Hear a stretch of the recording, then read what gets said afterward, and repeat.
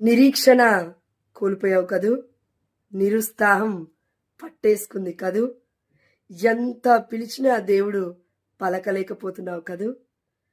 దానికి కారణం ఏదైనా, ఈ ప్రపంచంలో ఉన్న ప్రతిది కూడా అన్నీ కలగలుపుకొని మరి నీ మీదికి నా మీదికి తిరగబడడానికి విరుద్ధంగా పనిచేస్తాయి.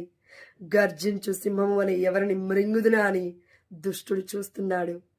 మన జీవితం గురించి ఏ పుస్తకంలో అయినా రాయబడింది అంటే కేవలం పరిశుద్ధమైన గ్రంథంలో మాత్రమే.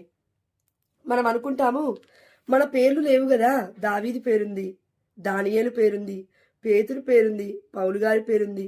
సో ఎంతో మంది ప్రవక్తల పేర్లు ఉన్నాయి, ప్రవక్తినుల పేర్లు కూడా ఉన్నాయి, దేవుడి బిడ్డల పేర్లు అనేక మంది పేర్లు ఉన్నాయి.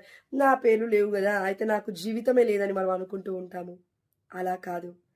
పరిశుద్ధమైన గ్రంథం చదివేటప్పుడు ఆ ప్లేస్లో మన పేరును పెట్టుకొని మనం చదవగలగాలి. అప్పుడు మనకొక ధైర్యం, మనకొక ఊరట, మనకి భవిష్యత్తు ఉందనే భరోసా పరిశుద్ధమైన బైబిల్ మనకి ఇస్తుంది. ప్రియమైన దేవుడి బిడ్డలా,